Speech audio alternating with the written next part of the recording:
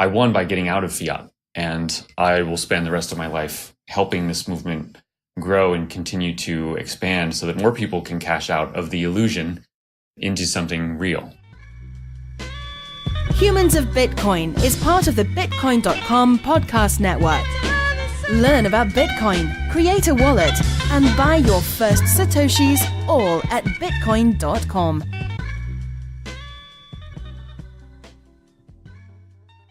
Welcome to Humans of Bitcoin. This is your host, Matt Aaron. Erik Voorhees is on the show today. For those of you who do not know Erik or are not familiar, he is one of the legends of the space. To prove my point, if you go to Crypto Influencers Twitter list, he is number 4 in the world behind Andreas Antonopoulos, number 1, Vitalik Buterin, number 2, and Nick Szabo, number 3. He's been involved in this space for over 6-7 years now. He met Roger Ver at a conference in New York, joined BitInstant, which was one of the biggest cash onboarding fiat to crypto exchanges in the beginning. And he's been on for a wild ride and continues to be a successful entrepreneur today. He sold Satoshi Dice, which was a Bitcoin gambling app, 4 or 5 years ago, and now is the founder and CEO of ShapeShift, which is a non-custodial centralized exchange. They recently were attacked unjustly in the media by the Wall Street Journal, and we'll talk about what happened and why. He's very wise. He follows his ideals. And as we'll see, he's also a pragmatist. So much to learn from Erik. It was an honor to have him on the show. It turned out really well.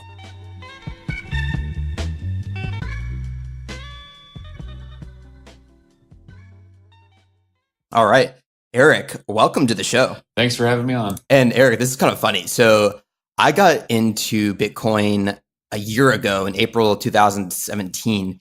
And you were one of the first people I read about in digital gold. And yeah, I remember just reaching out to you. And I even went to your Facebook page, and you had this Facebook post that I guess we'll share with the public. Everybody, be very careful about the cryptocurrency price and investing. This is just, it's very volatile. And this was, maybe mid to late 2017. And sure enough, here we are in a bear market. Yes, although to keep things in perspective, the price is still higher than it was when I made that post. For sure. And we'll talk about this later, but Paul Krugman, Nouriel Roubini, they don't seem to care too much for the 12 or 24 month charts. They just look at the immediate present to attack Bitcoin. We'll talk about that later, but I want to start out, man. There's an excellent book, my favorite. Digital Gold's great. I think it's 101, but for the true Bitcoin history, there's a book called How Money Got Free. Have you read it? Yeah, I've read parts of that. Yeah, and I always recommend it. And actually at Bitcoin.com, we recommend it to new people that join the team because it goes a little bit deeper than Digital Gold.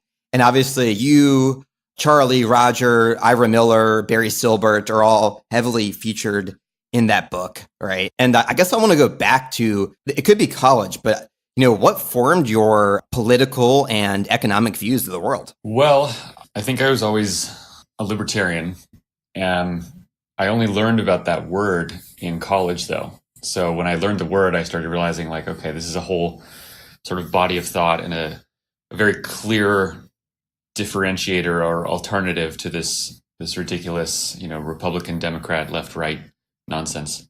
So then, that kind of really started me on my path of learning what other people used that word and what were they talking about and who did they look up to. And that led me to places like the Mises Institute and to people like Peter Schiff and Ron Paul for sure. And when I was done with college, I moved to Dubai because there are no taxes in Dubai. And I found that to be highly civilized, and it was a very exciting place. This was sort of at the tail end of the real estate boom over there. And I lived over there for 2 years. And while I was there, the whole 2008 financial crisis occurred. So from Dubai, sort of, I watched this all unfold across the ocean in the US and in Europe. And it didn't hit Dubai for 6 or 9 months. So there's this sort of period where I felt like everything around me was still good, but the rest of the world was falling apart. And it was a very surreal experience. And I was really paying a lot of attention to what was going on. And in that process, just learned how wrong it is to think that these allegedly free countries are actually free when their money system, which is kind of like the blood of the whole country, is centrally planned and controlled. And I had never, even being a libertarian, I'd never really thought much about the money side, and that money itself, if you're going to have a free market, needs to be free. It needs to compete. And if you have central control of money, you are not in a market capitalist system. You are in something else. So that was sort of the journey that led me to be very ready for Bitcoin when I learned about that a couple of years later after I moved back to the US. That's really interesting. Yeah. And we see it now in Venezuela where you're tied to a failing currency, obliged, forced by the state. It just doesn't work. But I'm curious, what were you doing in Dubai pre-Bitcoin? What type of stuff were you working on? So I worked for a real estate company called Better Homes. No relation to the North American magazine. But basically, they were a real estate brokerage, and they had been set up by this Canadian woman that moved out there in the 80s as a nurse. And she was in the perfect place at the perfect time, and she built the largest real estate agency in the entire Middle East. And so I was doing marketing work and branding work and some web design work for them.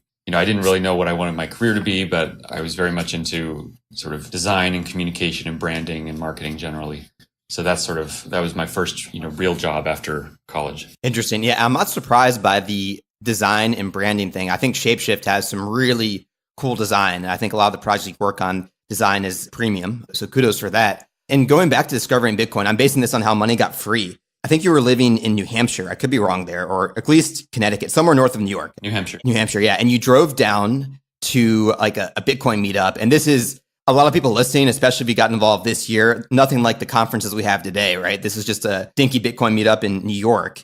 And I believe you met Roger there? Yeah, so it was not a dinky Bitcoin meetup. It was the global Bitcoin conference, the first conference on Bitcoin in the world ever. It was in New York, and I was up in New Hampshire. I didn't have much money at the time, so I was debating like, okay, do I want to spend a few $100s to get down to New York for a couple of days? Something told me I had to do it, and I did. And even though it was the only and the first and the biggest Bitcoin conference ever, there were like 50 or 60 people, maybe 2 women, one of whom was my girlfriend. And it was very different than what crypto conferences look like today. You go to any small size town and you'll get meetups for crypto that are bigger than what that event was. For sure. And I guess I didn't mean dinky in a negative aspect. I just meant just not as developed. Like I'm in Spain, in Valencia, right? Not even the third largest city. The Bitcoin meetup last Friday, we probably had 80 people, just to put it in perspective. Yeah, I guess what I'm saying is it absolutely was dinky, but to us at the time, it felt like the pinnacle of Bitcoin expression. Gotcha. And you met Roger there, right? What was your first impression of Roger? Yeah, so I met Roger. We hit it off real quick. I think we were at some cafe. Well, the whole group was there for like a lunch or something, and overheard Roger talking. And he has his loud and very present voice, and he was saying all sorts of things that were ringing true with me about the various libertarian virtues of this new financial system. And I remember at this cafe, we were there because the organizer of the event had convinced the cafe to accept Bitcoin, and this was in August of 2011, and there was only one mobile app that you could have Bitcoin on, and it was a full node and only for Android. So basically, a few people at that had full nodes running on their Android phones back in 2011, myself included. It didn't really work at all. It was immensely frustrating to everyone. The restaurant got frustrated because their thing didn't work, and the whole user experience was just god-awful. So people now that get into crypto and they lament about the bad UX, it has gotten vastly better. It's certainly not perfect, and there's a lot of work to do, but it is so much better today, so much smoother today than it was back then. But we didn't care. We were just immensely thrilled to be able to buy food with this non-government currency. That was like a revolutionary act, and we all knew it.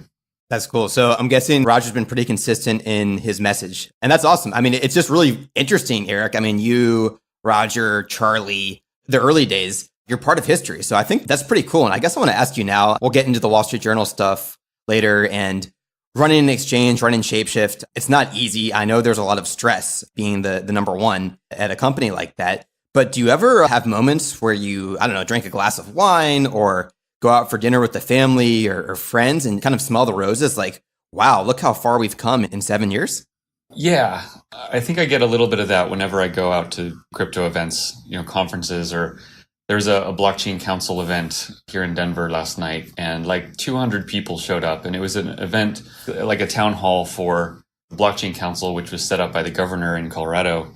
So you wouldn't think that like a blockchain/government town hall would get a significant number of turnout, but there were 200 people there and so much energy, and it was so fun. And so at those moments, I do definitely always try to reflect and realize, for all the trials and difficulties and stress and drama that this industry has had, it is clearly growing, and it is really on its path to the potential that we were all hoping it would see back in 2011. For sure. And on the contrary, right, the inverse is that Nouriel Roubini, Paul Krugman, all these major figures, Jamie Dimon, the fact that you're being attacked, like I feel like in 2011, although there may have been some attacks, Bitcoin was too small to be attacked. So when the quote unquote big fish are attacking you, that also means you're onto something.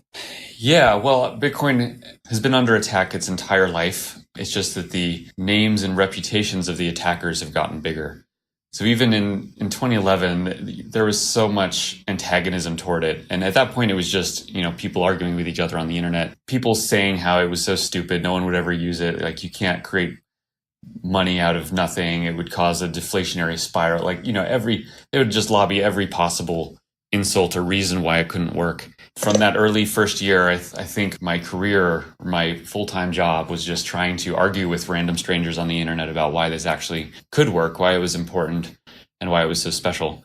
And now here we are, almost a decade later, and it's the same arguments, but they're largely just coming from more established people who are getting pulled into this vortex. So that's been very fun to see. And clearly crypto is growing when when you have Nouriel Roubini commenting in front of the US Senate about how horrible it is. I mean, that's the best advertising that crypto could get. For sure. It's kind of like the music artist or like Elvis, where the parents are saying, don't listen to this artist, it's bad, it's Satan, or Marilyn Manson, right? Then the album sales go up. I guess I'm curious, you mentioned Peter Schiff, and that's always been a strange one to me because it seems like he'd be someone that was aligned with Bitcoin in a lot of ways. You mentioned him as an influence. And I think that perhaps he was a little bit too old for the technology to understand it. And then he got emotionally tied to his argument. But have you ever talked to, actually, no, that's right. What am I talking about? You've debated Peter Schiff on Bitcoin. So it's kind of interesting that you debated kind of one of your major influences getting into the whole libertarian community. Yeah, it is kind of ironic and interesting because, when I was in Dubai, I was listening to his podcast basically every day on the way to work. And he was a rock star during the time of the financial crisis because he was on CNBC every other day, and he had made a lot of predictions that were sounding like he really knew what he was talking about. And, I think in a lot of ways he did.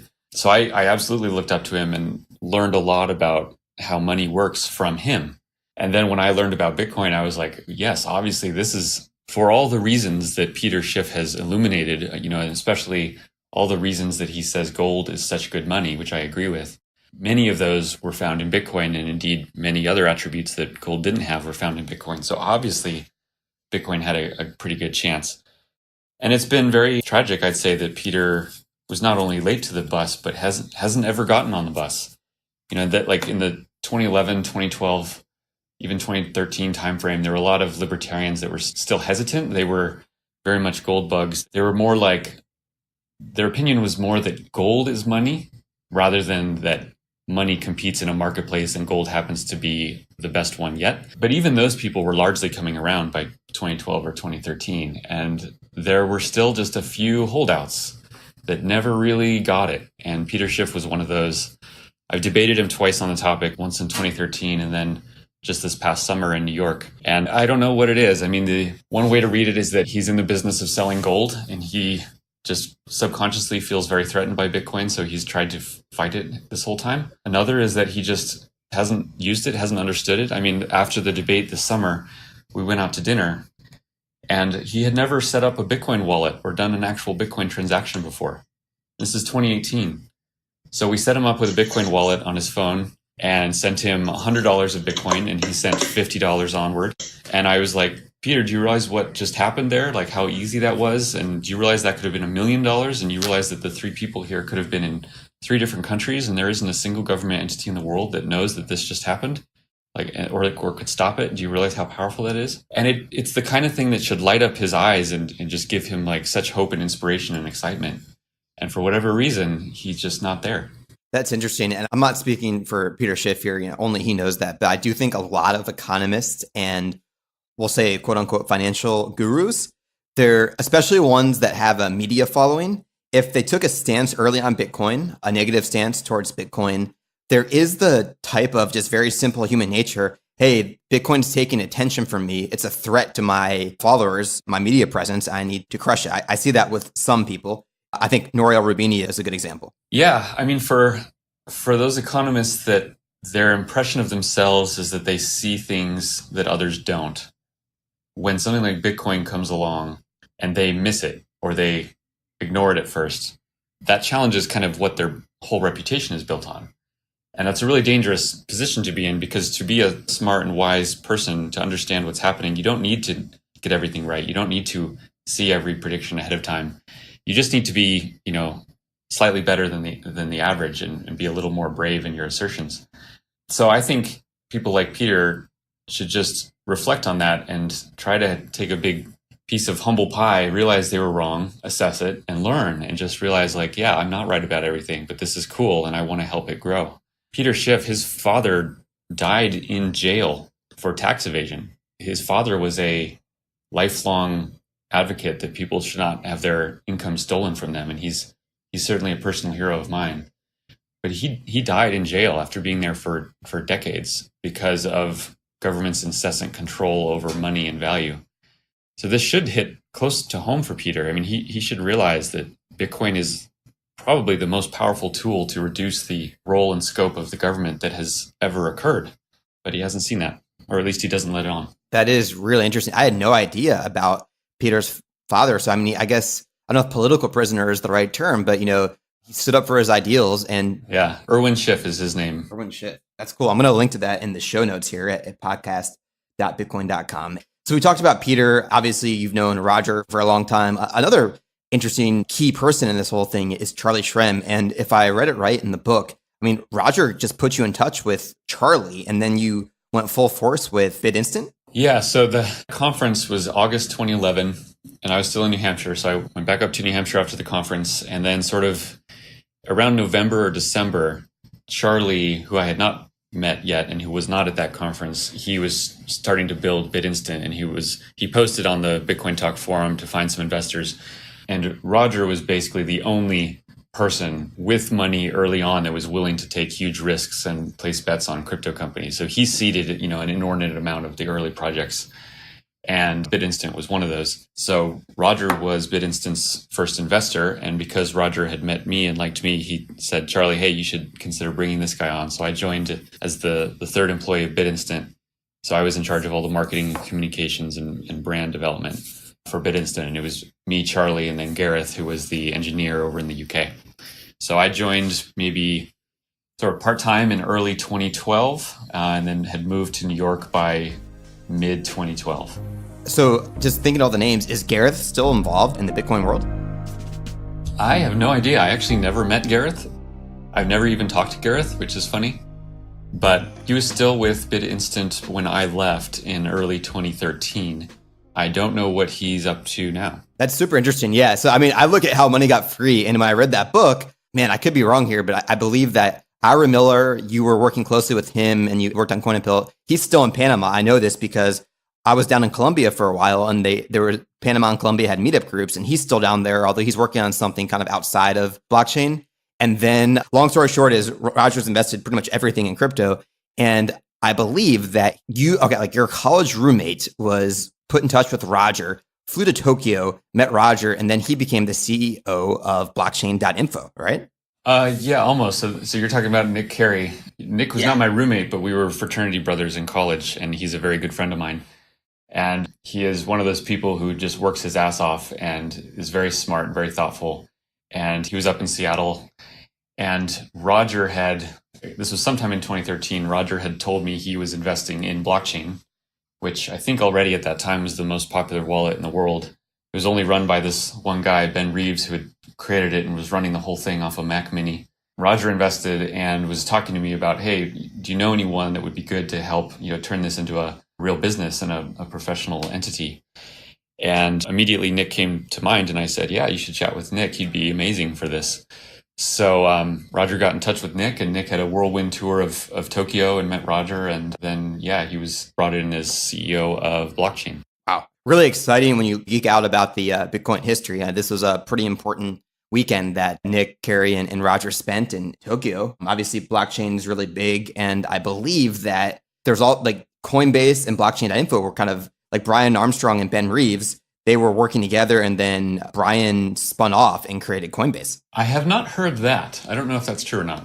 Might be. I'll double check, but I'm basing this on how money got free. I could have some facts off, but regardless, those are like the, blockchain.info, Coinbase are some of the biggest startups in the space. Yeah, well, I mean, even today, blockchain.info is the biggest wallet in the world. And for whatever reason, I don't think they publicize that very much. But in terms of wallets and perhaps in terms of transactions, they are bigger than Coinbase. Oh, yeah, for sure. I mean, both companies are gigantic. And I guess I want to ask you, we've named a lot of the major characters.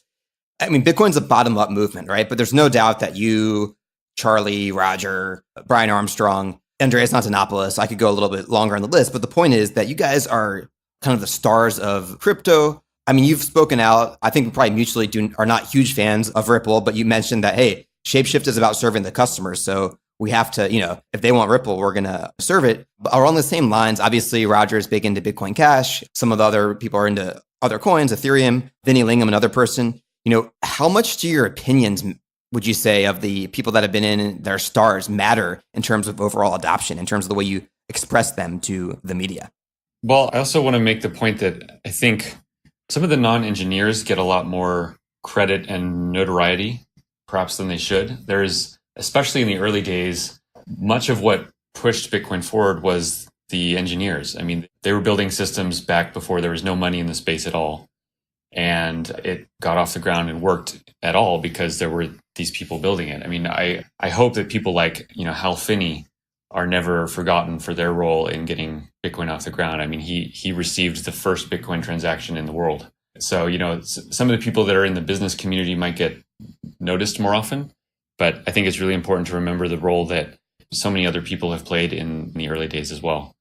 And really, sometimes I'll go through in my head kind of like, who are the top 50 people that I think made such a difference? And I can get to 50 so quickly, and then it goes to 100 and 200. And like, it really demonstrates like how much crypto is not about any one person or any group of a dozen. It really has been bottom up, and it has been global. It has not been any particular country. And just, it's immensely exciting to see such an active cooperation and coordination across different places and cultures and people. And it's working. It has formed the greatest financial innovation in the last couple hundred years, at least. And no one's in charge of it. That's profoundly interesting. And I think something that sociologists and economists are going to be studying for decades. Yeah, for sure. And way to point out the engineers who don't get enough credit. Good shout out there.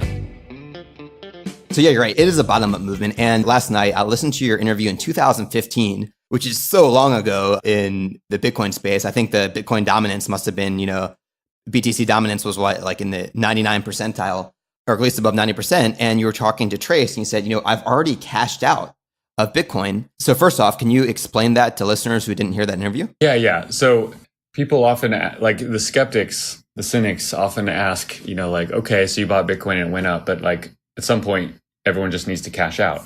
And what they don't understand, and this is something Trace has done a great job of conveying as well, is for those of us who really understand it and really believe in it, our cash out was out of fiat into Bitcoin.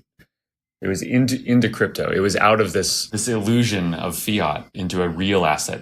So that, while most prudent people should probably keep diversified and shouldn't have 100% of their assets in crypto because that would just be stupid. There's not this sense that like at some point I'm just cashing back out into fiat and then I'll have won. It's like I won by getting out of fiat, and I will spend the rest of my life helping this movement grow and continue to expand so that more people can cash out of the illusion into something real. And I think for someone who doesn't understand Bitcoin, that's a very strange way to look at it. And maybe that's why they don't realize why people are such advocates of this stuff.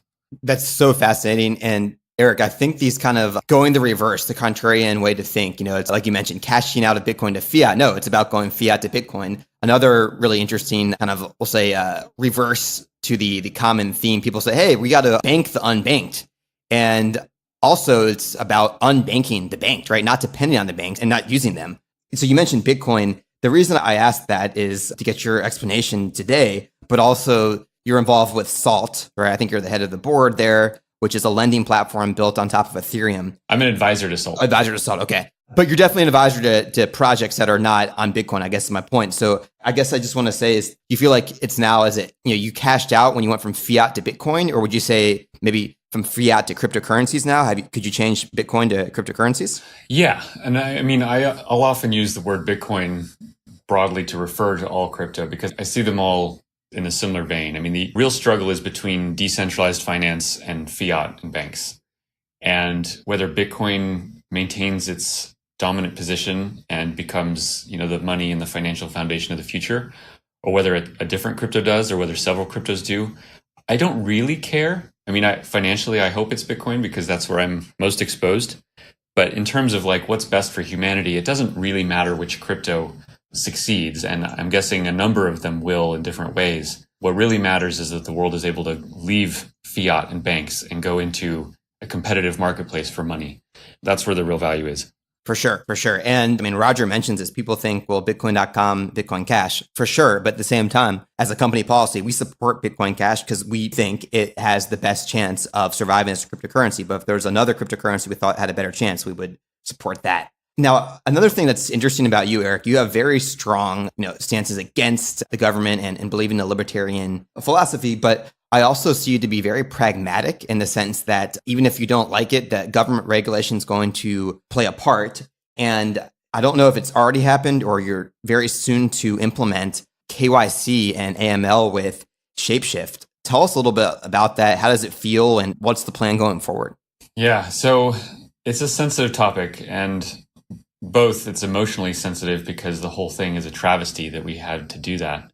And it's also sensitive because there is legal risk in these topics. And a lot of the people building crypto businesses exist in a gray area.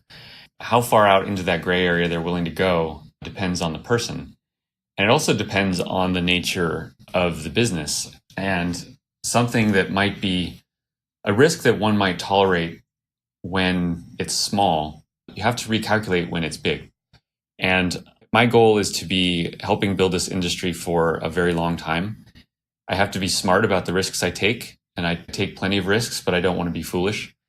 And so as things change, as new regulations come to light, or as analysis of those regulations becomes more clear, or just as the regulatory posture of myself or the company changes, we have to take certain actions that are not taken on principle. They are taken tactically. And that's been really hard for, I think, a lot of our customers and certainly a lot of the crypto Twitter world to appreciate. Someone at the Blockchain Council meeting last night, someone brought this question up. He said he was a ShapeShift customer, and he was asking why he had to provide this information now. And I told him I was sorry that it happened, and that unequivocally people should not have to give up their personal information to use a service that doesn't need that information. It's not okay. It's not something that I'm going to normalize or accept myself. I will keep fighting that. But sometimes to fight something, you have to make sure that you yourself are not exposed. And so we've had to make decisions on how we position ShapeShift that have been very difficult. And the decisions have not been made lightly. They come after literally millions of dollars in legal discussions and months of thinking among many people. So it's a difficult thing. And I hope that in the future, I'm able to talk a little more openly about the choices we made and why and what the plan is. For sure. Yeah. I don't want to get you on any legal trouble on this podcast, for sure. I guess another question, maybe this is a little bit easier to talk about, is, I mentioned Ripple. Everyone listening, I'm not a huge fan of Ripple. Doesn't mean it won't be successful, but I feel like it was created, Bitcoin was about getting away from the banks and Ripple is working with the banks. But you talked about being pragmatic to ShapeShift users and respecting what they want. I guess my question for you, assuming I realize if any coin has a security risk, meaning like their blockchain can be hacked, you probably won't use it. But assuming let's just say it's safe, where do you draw the line ideologically in terms of listing or delisting a coin that maybe you don't agree with? Yeah. So first of all, anything that's an outright scam, we don't list. And if something seems okay, then we realize later it's a scam, we will delist it. So everything in crypto gets called a scam. Bitcoin, more than anything, has been called a scam by the world. So we don't we don't take that word lightly. If someone just says something's a scam, we don't like, okay, it's a scam, we'll delist it. But if it looks clear to us that it is fraudulent, we won't add it to the platform, regardless. Other than that, what we look for is if it has market demand, if there's significant trading activity. And, over the last year, we've had to be very careful about how the tokens might be viewed from a securities analysis perspective. The SEC has been extremely unclear in drawing the line on which tokens are securities and which are not. And frankly, they don't know where to draw the line, and they can't. So they're in an impossible position, one of their own making. But there's some tokens that are clearly securities, and we can't add those because we're not licensed to sell securities. And there's some that are clearly not securities, like Bitcoin. And then there's a whole bunch of stuff in the gray area in the middle. So we have to be very pragmatic and careful. We try to read the tea leaves of what the SEC cares about, and anything that we feel gets too close to being possibly considered a security by the SEC, we don't list on ShapeShift, or we only list for non-US customers. So there's a number that we don't have available in the US that are available to everyone else in the world. And that doesn't mean we think those are securities. It's just that the needle was a little too close for us to feel comfortable selling those to US people. All of this, of course, is ridiculous because an adult that wants to buy something should be able to buy it. We should not need a license to sell a certain item to a person. As long as no one's committing fraud, it should be something that two free adults are able to decide for themselves. But that's a bigger question, of course. So we spend a lot of time analyzing things from a securities perspective, and if it has significant market volume and it's not too technically difficult or problematic to implement, then it'll end up on ShapeShift. One thing we don't do is take fees for listings, and we never have. It proved to be a great business to do that over the last year and a half, but we always felt a little dirty doing that, so we've never taken fees for listing assets. I don't necessarily think there's anything wrong with that, but we didn't quite feel comfortable with it. For sure. I mean, a lot of points I'd like to make here. One is, I don't know if you saw this, but Binance just came out and said, hey, for now, we're going to do donations, and we're going to publicly display the donations made by coins to be listed on Binance, and it will be going to our Binance charity fund. So I thought that was pretty nice. Point number two, I think regulation, people always talk about harsh regulations. Sometimes it's intentional, sometimes it's unintentional, but I also think ambiguity can be very harmful to Bitcoin and cryptocurrency and other industries as well when regulation is ambiguous. And finally, Erik, I think you made a great point about, I have some quotes from you, the whole narrative that the government is out to protect people is total bullshit. And the whole idea that John McAfee, he put really well when I interviewed him a couple weeks ago, and he's like, Matt, this whole idea that the SEC is going to protect you from this ICO. Well, the same person that invests in, we'll say, a ridiculous ICO, like BitConnect type ICO, if the government, quote unquote, protects you, you have to learn from your mistakes. That same person is going to go play Keno and Scratch Lotto or join that ridiculous multi-level marketing thing after, right? They got to protect yourself. So I thought that was actually very profound from John. Well, and in a civilized world, here is what a proper place and role for an organization like the SEC would be.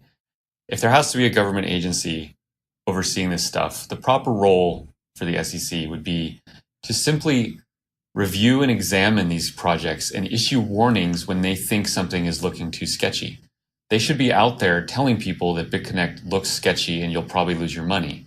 They should be an advisory service, giving people information if they think it's important, but ultimately letting people, adults, make free decisions with their own money. And again, if someone's committing flat out fraud, that is already illegal. You don't need the SEC to be in existence for fraud to be illegal. And short of fraud, if they want to warn people about things, that's cool. That I could applaud that if they want to do that, but that's not what they do. Instead, they set a bunch of rules and criteria, and if you fall into those rules, you have to get a license to be a security. And that license comes with all sorts of obligations, and all those obligations become hugely costly. And ultimately, does it make the investors any safer? I don't think so. You look at what people can, quote unquote, invest in the regulated markets. A lot of that is absolute garbage as well. And they can walk down the street and buy a lottery ticket. And frankly, they should be able to. They should be able to make these decisions, good or bad, wise or stupid. That should be what a free country is about. Right on. Great answer. Yeah, and I love that SEC as an advisory service. Now, one quick question before we finish off with Wall Street Journal. John McAfee thinks that, even for non-US customers, the SEC and the United States government has such a strong reach that if you do an ICO that is a security as deemed by the SEC, and you don't even allow people from the US, the SEC can affect you even if you're doing it in other countries. Do you agree with that statement in terms of the power that the SEC or other US government agencies have? It's certainly true that US government agencies believe they can and should police the world, which is something unique to US agencies. Other countries might be totally totalitarian within their own borders, but they realize that their borders are the extent of their jurisdiction. The US has a sort of different perspective. However, and I'm not a lawyer, but I've researched this stuff a hell of a lot. So if an entity does an ICO, and let's say the SEC considers it a security, if that entity is not in the US and is not selling to Americans, then it would be very hard for the SEC to make a case.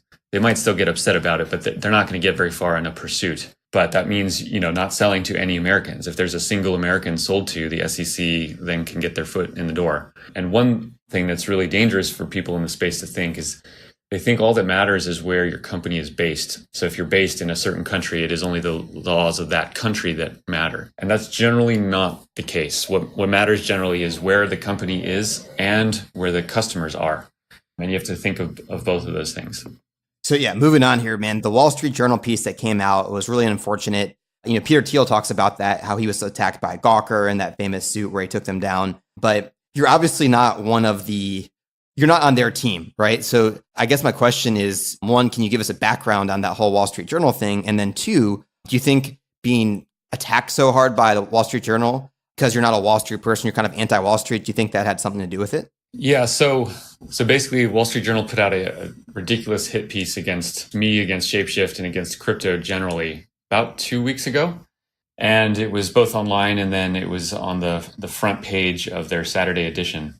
And it was this huge story that they'd been working on for months. The reporters that were working on it essentially lied to us in their motivations. And they told us they were working on a story about the crypto industry in general, and they wanted to kind of learn more about this ecosystem. And so we were helpful. We talked to them. We gave them information. We told them about our business and conveyed a lot of things to them. And none of that was in the article at all. And what they did instead was they took a bunch of addresses that they believed were illicit, and then through a very flawed isn't even a strong enough word, through a totally garbage methodology, they quote unquote associated flows of funds from those addresses to ShapeShift. And they ultimately claimed that $9 million of illicit funds had gone through ShapeShift over the last 2 years when the data was taken. And then beyond the data, they painted this just absurd narrative of how we didn't care about this stuff and we were just like this hotbed for money launderers. And they took these quotes totally out of context from me, taken from other places when I was talking about narrowly specific things, to just make me look like this total careless anarchist that just flouts the law in every way possible. And they went so far that I think most intelligent readers would see it as a hit piece, as like more like tabloid journalism than actual thoughtful work. So we put out a response on Medium and on our blog a couple days afterwards. So people should go read that response to really understand why their article was so wrong and misguided. But then we did a deeper study in their actual data over the following week. And their data is just totally fucked. They really screwed up. So we sent a private message to the Wall Street Journal standards editor with all of our findings on their own data. And the irony of this is that we're using the blockchain and the transparency of the blockchain to prove that their allegations were ridiculous. So the standards editor is now looking into it, quote unquote. So we will see if they take any action or not. But the damage is done in a lot of ways. I mean, certainly that article doesn't bother our customers, but it bothers any regulator. Any regulator seeing that on the front of the Wall Street Journal is going to get their ears all pricked up and want to look into it. And then obviously like service providers and other businesses that are not crypto businesses that we work with, like auditors or accountants or banks or any other normal business activity that we as a company interact with, they see that kind of thing and they think we're some horrible company that they don't want to work with anymore, and they have reputational risk then. So we've had a huge cleanup effort and hundreds of thousands of dollars in legal bills and PR bills, just trying to like navigate this correctly and carefully. And these two douchebag reporters at the Wall Street Journal just write this up and cause all this damage on baseless data. And they'll never really get called out for it, because on one hand, the Wall Street Journal probably doesn't really care whether it's accurate. What they care about is whether it got a lot of clicks. And I think it probably did get a lot of clicks. So they're all happy and we have to deal with all the cleanup. But it's okay. I mean, ultimately, crypto's been fighting these fights forever.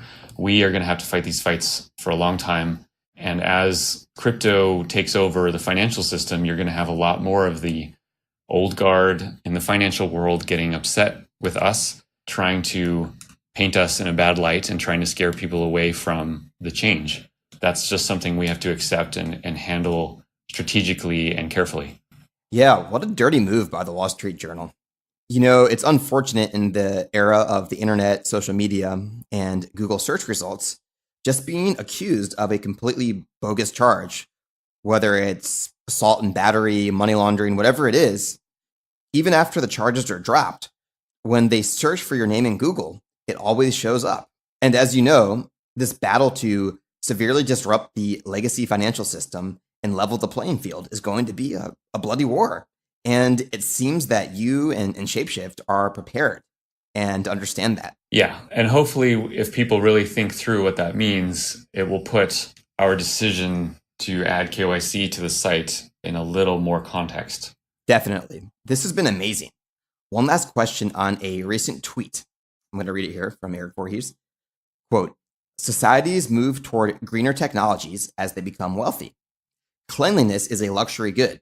For this reason, it may be far more effective to encourage wealth and prosperity as an antidote to climate change rather than encouraging policies which impoverish and slow growth. Can you go a bit deeper into that statement?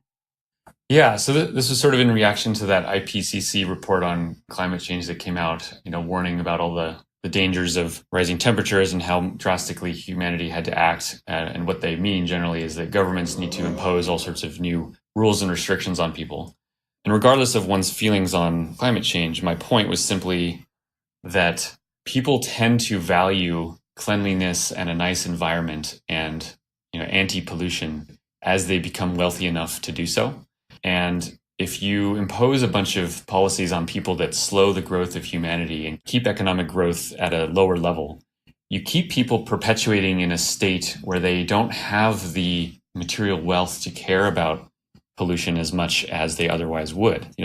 The people around the world that care most about pollution in the environment are generally the wealthiest countries. And also, the countries, as any particular country, as it becomes wealthier, tends to reduce its per capita emissions rate. And some people get confused because they'll compare like China and the US, and they'll see that, the US is wealthier and has a way higher emissions rate than per capita than China. But what they don't see is that any particular society compared to itself over time, as it becomes wealthier, reduces its emissions rate per capita. So one idea would be that people should be encouraging things that produce economic growth and that make people materially more wealthy, because then they will be able to care more about the environment, and they will also have the material means to afford things like more expensive fuels that are cleaner. And it's just a different way of thinking of it other than what governments typically do, which is trying to put restrictions on everything and slow down the inevitable. But if you just slow down the inevitable, all you've done is kick the can down the road. So that was all that tweet was meant to kind of express. Sure. Hey, well, it makes sense. And Erik, thank you so much for coming on today. Personally, a huge fan of everything you've done for the space, and you've written for Bitcoin.com on our news desk before and done so much. So best of luck going forward, and hope to have you back in the future. Yeah, thanks a lot. I really appreciate the show. This is Blake Moore, e-commerce manager at Bitcoin.com, and you are listening to the Bitcoin.com podcast network. For all things Bitcoin, wallet, mining, news, events, and more, head over to Bitcoin.com.